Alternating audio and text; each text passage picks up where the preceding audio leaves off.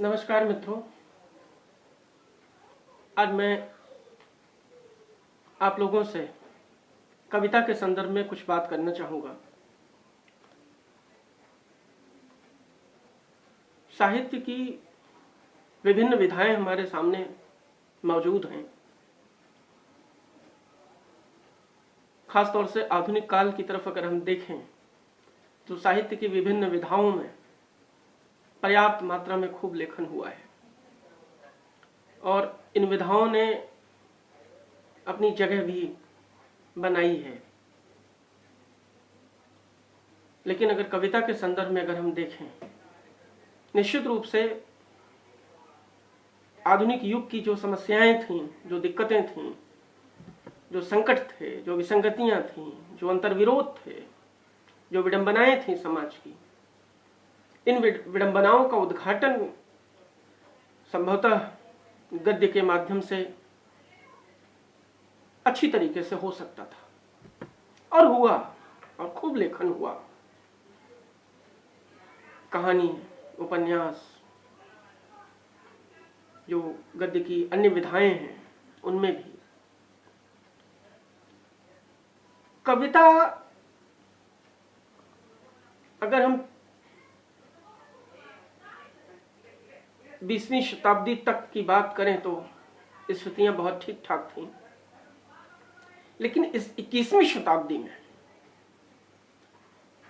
कविता के पठन, पाठन और सृजन तीनों के सामने बड़ी चुनौतियां हैं।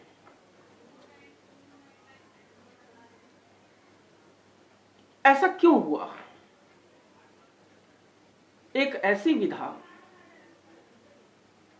जो पिछले सहस्राब्दियों से हमारे मार्ग को प्रशस्त करती रही है, हमें उजाले की तरफ लेते जाने का काम जिसका रहा है, एक ऐसी विधा हाशिए पर अचानक कैसे चली गई? आप कह सकते हैं नहीं नहीं, कविता की बहुत अच्छी स्थितियां हैं, सैकड़ों हजारों लोग लिख रहे हैं, लाखों लोग लिख रहे हैं, लाखों किताबें आ रही हैं, फिर दिक्कत कहां है? दिक्कत है, प्रसाद जी ने कामायनी में लिखा, काम सर्ग में, यह नीड मनोहर कृतियों का यह विश्व कर्म रंगस्थल है परंपरा लग रही यहां, ठहरा जिसमें जितना बल है। ये जो बल का प्रश्न है, कविता में बल होना, ये जो ठहरे रहने का जो प्रश्न है, अर्थात जो कविता में कालजयिता का है प्रश्न, ये प्रश्न बड़ा महत्वपूर्ण है कि कैसे कविता कालजयी हो। यही प्रश्न है और दूसरा नहीं, क्योंकि वर्तमान समय सोशल मीडिया का है, तकनीक का है, इंटरनेट का है, दुनिया आपकी मुट्ठी में आ गई है। अब आप पुस्तकालय का मुंह नहीं ताकते, पुस्तकालय आपकी हथेली में है। आपके पास मनोरंजन के, ज्ञान के तमाम संसाधन हैं, फिर अब कविता की तरफ क्यों जाएं? देखिए, जो प्रश्न संवेदनशीलता का है, जो प्रश्न करुणा का है, जो प्रश्न संस्कृति का है, जो प्रश्न आत्मिक मूल्यों का है,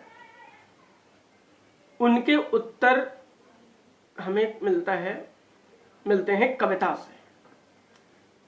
काव्य हमारे भीतर आत्मिक मूल्यों का संस्कार करती है, हमारे भीतर संवेदनाएं पैदा करती है। आज वर्तमान समय सांस्कृतिक मूल्यों के क्षरण का है, जहां पर विश्व कमोबेश बहुत करीब आया, लेकिन परस्पर दूरियां बढ़ गई। मूल्यों की जो गिरावट है उसे हम बहुत करीब से महसूस कर सकते हैं। पारस्परिक जो संबंधों की खाई है वो बहुत चौड़ी हो गई। इस चौड़ी खाई को अगर कोई कम कर सकता है तो वो है कविता, क्योंकि इसका उद्गम करुणा से होता है। और आज हम देखते हैं कि जिस चीज का क्षरण, जिस चीज की कमी, जिस चीज की छीज हम जो देखते हैं, वो अगर कोई पूरी कर सकता है तो कविता कर सकती है, क्योंकि इसका उद्गम करुणा से हुआ था। महर्षि वाल्मीकि ने तमसा के तट पर देखा एक निरपराध मैथुन रथ क्रौंच युगल नर पक्षी का बहेलिये ने वध कर दिया। महर्षि इस जघन्य कृत्य को बर्दाश्त नहीं कर सके, शाप दे दिया उन्होंने उस बहेलिये को कि तुम्हें जन्म जन्मांतर तक कभी यश नहीं मिलेगा। मां निषाद प्रतिष्ठत्वम मगमः शाश्वती समा यत क्रौंच मिथुनादेकम अवधि काम मोहितम। हे व्याघ्र, तुम्हें जन्म जन्मांतर तक कभी यश नहीं मिलेगा, क्योंकि तुमने निरपराध मैथुन रथ क्रौंच युगलों में से एक का वध किया है। और उन्होंने रामायण की सृजना कर दी। करुणा, आज का समय करुणा के अभाव का है। हम इतने संकुचित हो गए हैं, हम इतने लाभ लोभ में फंस गए हैं, अपने मन को ही संतुलित नहीं कर पा रहे हैं, अपने पन में इतने घिरे हुए हैं, आत्मकेंद्रित हो गए हैं, करुणा के लिए कोई जगह ही नहीं बचती। हम संवेदनाओं के क्षीज के युग में जी रहे हैं, जिसका परिणाम यह है कि उस तरह की कालजयी रचना हमारे सामने आ नहीं पाती। हम बस घटनाओं को चित्रित कर देते हैं, और कई बार तो पुरस्कारों की जो दौड़ है अंधी, उस दौड़ में शरीक होने के लिए हम कुछ कलम घिसाई कर देते हैं।